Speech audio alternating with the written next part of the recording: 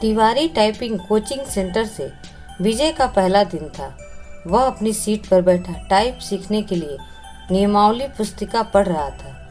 तभी उसकी निगाह अपने केबिन के गेट की तरफ गई। कजरारे नैनों वाली एक सांवली लड़की उसकी केबिन में आ रही थी। लड़की उसकी बगल वाली सीट पर आकर बैठ गई। टाइपराइटर को ठीक किया और टाइप करने में मशगूल हो गई। विजय का मन टाइप करने में नहीं लगा। वह किसी भी हालत में लड़की से बातें करना चाह रहा था। वह टाइपराइट पर कागज लगाकर बैठ गया और लड़की को देखने लगा। लड़की की अंगुलियां टाइपराइटर के कीबोर्ड पर ऐसे पड़ रही थी जैसे हारमोनियम बजा रही हो। क्या देख रहे हो? थोड़ी देर बाद लड़की गुस्से से बोली, आपको टाइप करते हुए देख रहा हूँ। यहाँ क्या करने आए हो? टाइप सीखने। ऐसे सीखोगे? लड़की के स्वर में तलख्खी बरकरार थी। मेरा आज पहला दिन है, इसीलिए मेरी समझ में कुछ नहीं आ रहा है। आप टाइप कर रही थी तो मैं देखने लगा कि आपकी अंगुलियां कैसे पड़ती हैं कीबोर्ड पर। आपको टाइप करते देखकर लगा मैं भी सीख जाऊंगा। यदि इसी तरह मुझे ही देखते रहे तो आपकी यह मनोकामना कभी पूरी नहीं होगी।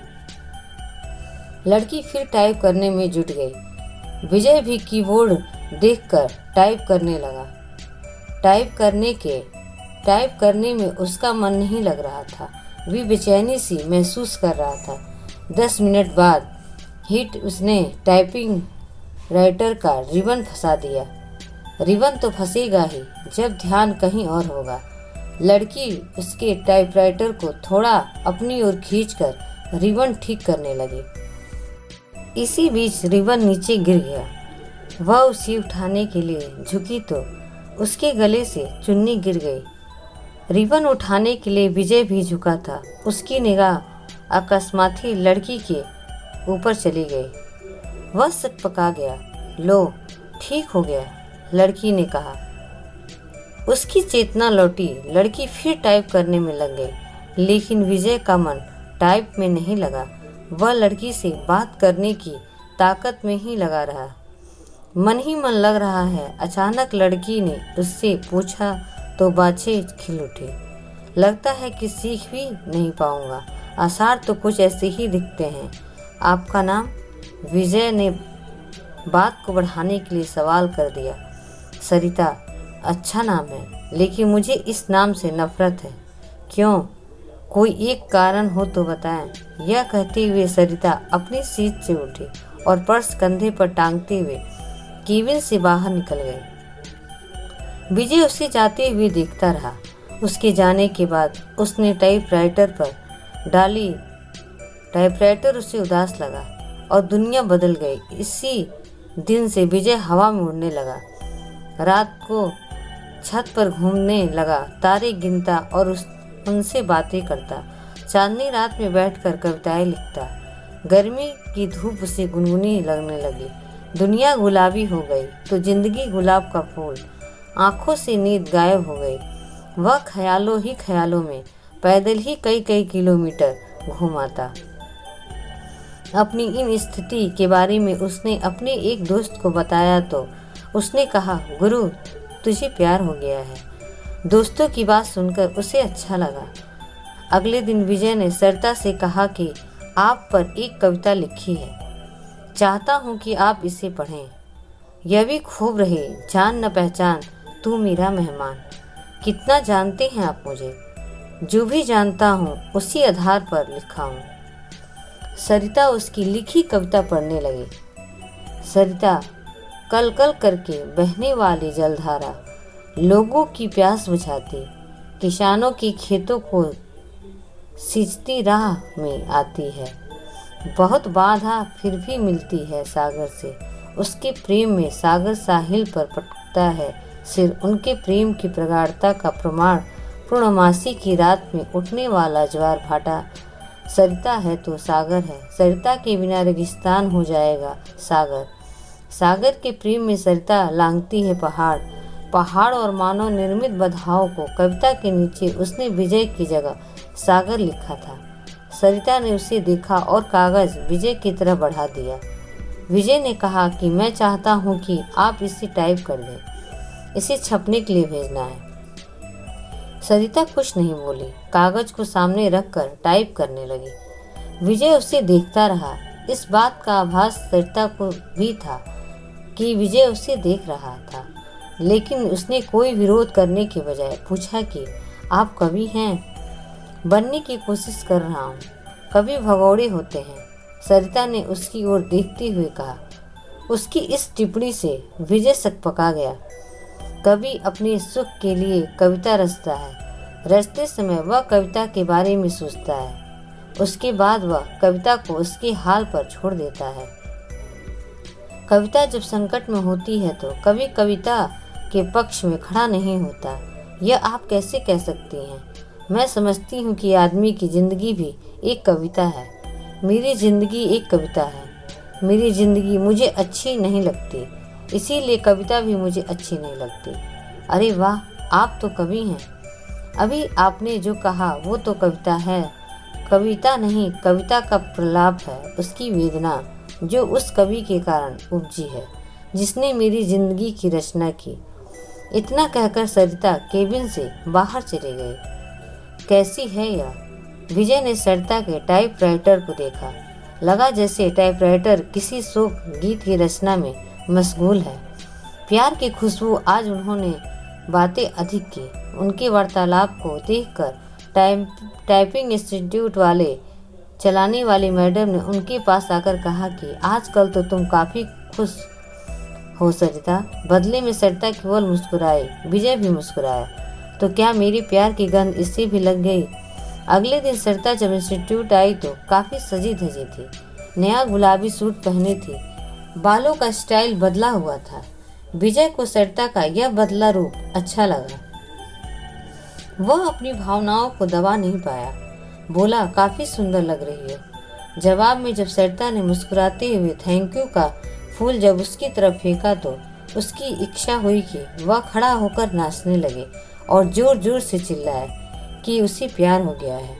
ग्रह नक्षत्रों की चाल। आदमी जब निराश होता है या फिर लक्ष्य के प्रति उसकी स्थिरता साफ नहीं होती है तो वह धर्म और ज्योतिषी की शरण में चला जाता है।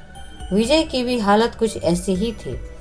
वह सरिता को चाहने लगा था, लेकिन सरिता भी उसे चाहती है यह स्पष्ट नहीं था। वह अपनी बेरोजगारी से भी परेशान था। घर वाले शादी के लिए अलग से दबाव डाल रहे थे, लिहाजा एक दिन वह ज्योतिषी के पास चला गया। नौकरी पाने के लिए वह ज्योतिषी से नुस्खे पूछता रहता है। उसने सोचा कि प्रेम पाने के लिए भी ग्रह नक्षत्रों की चाल जान ली जाए। नौकरी के लिए तो ज्योतिष कभी कहता है कि आपकी कुंडली में काल सर्प दोष है जो आपके शुभ कार्यों में बाधक है। इसकी शांति के लिए घर के मोर पंख रखें और प्रतिदिन उसे 2-3 बार अपने शरीर पर घुमाएं। सोमवार के दिन चांदी से बना सर्प का जोड़ा शिवलिंग पर चढ़ाएं। नित्य श्री गणेश जी की उपासना करें। धैर्य पूर्वक ऐसा करने पर ही रोजगार प्राप्ति की संभावना बनेगी। विजय ने अभी तक उसके बताए गए नुस्खे को आजमाया, लेकिन आज तक कोई संभावना नहीं बनी। शिकायत करने पर वह कह देता कि आप पर भाग्येश शुक्र की महादशा चल रही है। शुक्र के बलवर्धन के लिए शुक्रवार के दिन 5:30 रति का ओपल चांद में जड़वाकर दाहिनी मध्यमा में धारण करें। पंडित जी, मेरी कुंडली में प्रेम है कि नहीं? है ना, बहुत है। कुंडली पर सरसरी नजर डालते हुए ज्योतिष ने कहा, प्रेम विवाह का योग है, लेकिन कुछ बाधाएं हैं। प्रेम विवाह में क्या लफड़ा है? आप पर शुक्र की महादशा चल रही है जो अशुभ फलप्रद है। गोचर में भी आपकी राशि पर शनि की 7.5 चल रही है। शनि साथी के लिए प्रत्येक शनिवार कुत्तों को सरसों के तेल से बना मीठा पराठा खिलाएं। ग्रह शांति के उपरांत ही प्रेम में सफलता की संभावना बन सकती है। सब ढकोसला है। इतने दिनों से आप एक नौकरी के लिए मुझसे क्या क्या नहीं करवाते रहे। मिली नौकरी, साला चपरासी भी कोई रखने को तैयार नहीं। भन्नाया हुआ विजय ज्योतिष के कमरे से निकल गया। घर पहुंचते ही मम्मी कहने लगी, तुम्हारे पिताजी ने लड़की पसंद कर ली है, उनके दोस्त की बेटी है, बीए करके नौकरी कर रही है। मैं क्या करूं? शादी कर लो, बिना नौकरी मिले यह नहीं हो पाएगा, फिर तो पूरी जिंदगी कुंवारे ही रह जाओगे।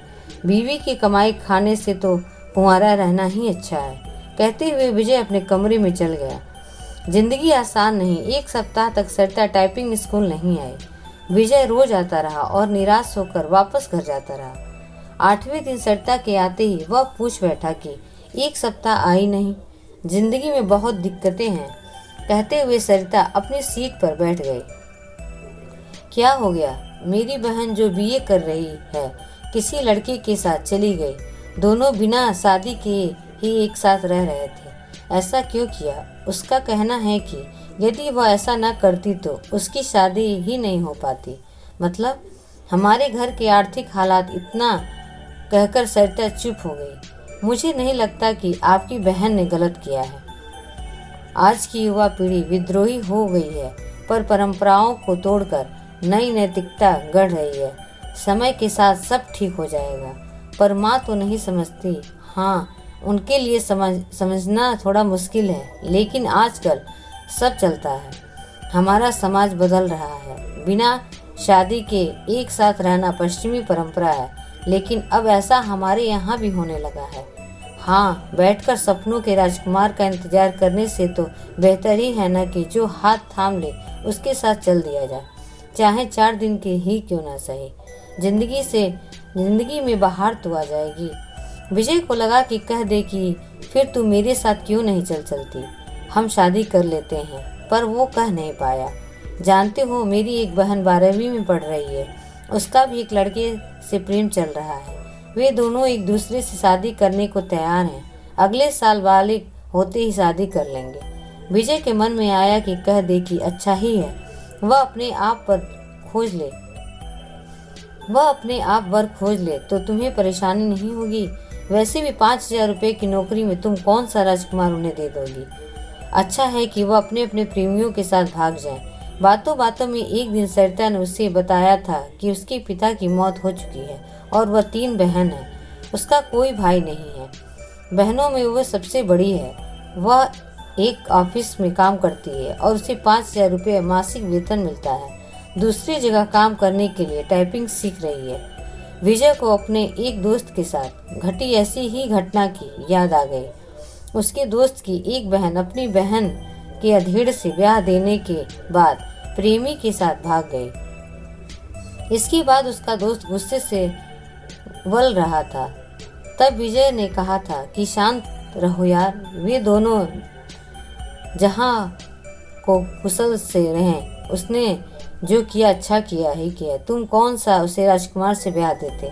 आखिरकार जिंदगी उसकी है, जीना उसे है, इसीलिए निर्णय भी उसे ही लेना चाहिए। दोस्त के बड़े भाई ने विजय की बात का समर्थन किया था, लेकिन थोड़ा दार्शनिक अंदाज में कहा था कि होनी को यही मंजूर था। मैं भी सोचती हूँ कि एक बहन ने जो किया ठीक ही है, दूसरी जो करेगी वह भी अच्छा ही करेगी। जीवन यदि संघर्ष के हैं तो करो।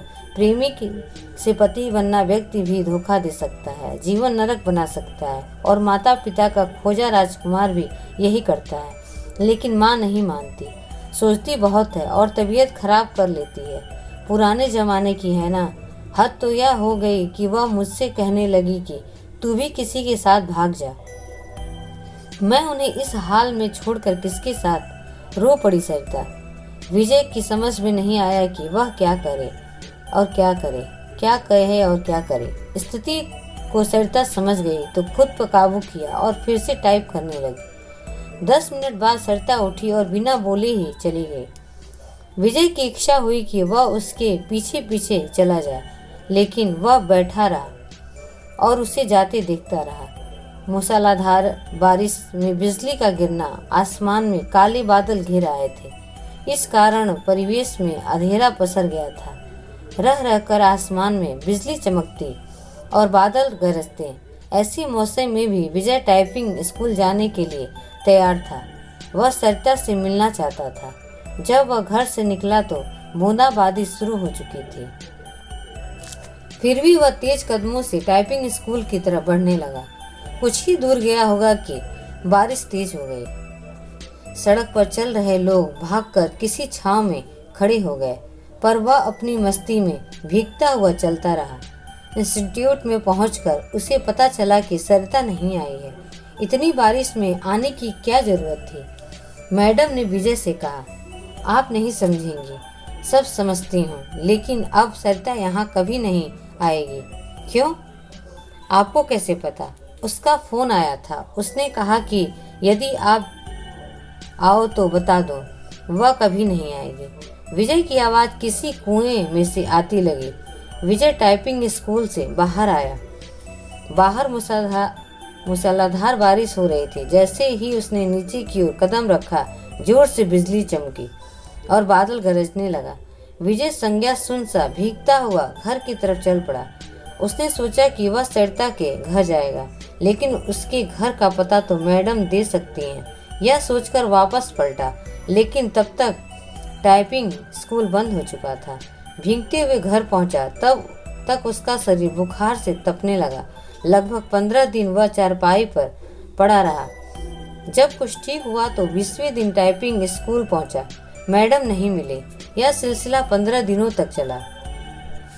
16वें दिन उसे मैडम मिली। उसे देखते ही बोल पड़ी कि काफी कमजोर हो गए हो। उस दिन बारिश में भीगा तो बीमार हो गया। विजय ने मैडम से सरिता के घर का पता मांगा तो उसने एक कागज पर लिखा और विजय को थमा दिया। मैडम को धन्यवाद बोलकर विजय चल पड़ा। वह आज ही सरिता से मिलना चाहता था। जब वह मैडम के दिए पते पर पहुंचा तो वहां ताला लगा था।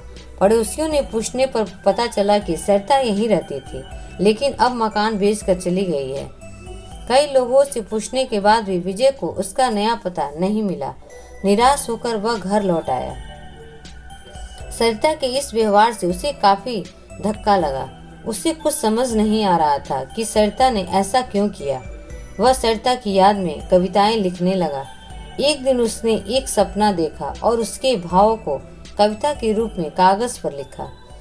सरिता जो निकली अपने उद्गम स्थल से सागर की चाह में चली, द्रुत गति से सामने आ गया। पहाड़ टकराने के बाद बदल लिया अपना मार्ग था लंबा, पहाड़ों की श्रृंखला थी। पहाड़ और पथरीली जमीन भी, आदमी भी खड़ा था फावड़ा लिए, बांध बनाने को तत्पर, खेत सींचने के लिए चाहिए उसे पानी, पीने के लिए भी बिजली भी तो चाहिए, घर रोशन करने के लिए कारखाने चलाने के लिए, कारखानों के कचरे को बहाने के लिए भी चाहिए उसे नदी। प्रकृति से लड़ते नहीं थकी, वह बहती रही अविरल, दिल में सागर से मिलने की चाह लिए। भारी बड़ा प्यार अवरोध पर पहुंच गई वह साहिल पर, लेकिन मानव ने बना बांध रोक दी। उसकी धारा कारखानों की गंदगी उड़ेल सड़ा दिया। उसकी आत्मा को अपने आंसुओं से धोती रहा। वह अपना बदन निर्मलता से मिलना चाहती थी। सागर से विकास उन्मादी मानव से रौंद दिया। उसकी आत्मा को जिंदा लाश हो गई। वह उसके लिए तड़पता है। सागर साहिल पर पटकता है अपने सिर को। उसने तो दम तोड़ दिया। मानव के विकास में सागर भेजता है बादलों को उसके पुनर्जीवित करने के लिए। वह जानता है बेवफा नहीं है, वह सच्चा है, उसका प्यार कैद है। वह मानव के विकास में बरसते हैं बादल, उफनती हैं नदी, मानव को दिखाती हैं अपना विकराल रूप। मिलते ही प्यार की ताकत तबाह कर देना चाहती है। वह मानव सृष्टि को बदला लेना चाहती। प्राकृतिक नहीं भागती है तेज गति से, सागर की ओर भागे फैला स्वागत करता है। सागर बताना चाहती है कि अपने कष्टों को, लेकिन कुछ भी नहीं जानना चाहता सागर जानता। वह मानव स्वभाव को उसका भी तो पाला है। इस स्वार्थी प्राणी में विजय की इस कविता को पत्रिका में छपे 1 माह से अधिक हो गया, लेकिन उसके पास इस बार भी अब तक सरिता का कोई पत्र या फोन नहीं आया। उसे उम्मीद है कि एक न एक दिन सरिता उससे संपर्क जरूर करेगी। जब से वह कविता प्रकाशित हुई है तब से वह फोन की प्रत्येक घंटी पर चौंका जाता है। यही नहीं, रोज पोस्टमैन को बेसब्री से इंतजार करता है, और जब उसके आने का समय खत्म हो जाता है तो वह उदासी के समंदर में डूब जाता है। अगर कहानी पसंद आई हो तो प्लीज़ लाइक एंड सब्सक्राइब जरूर करें।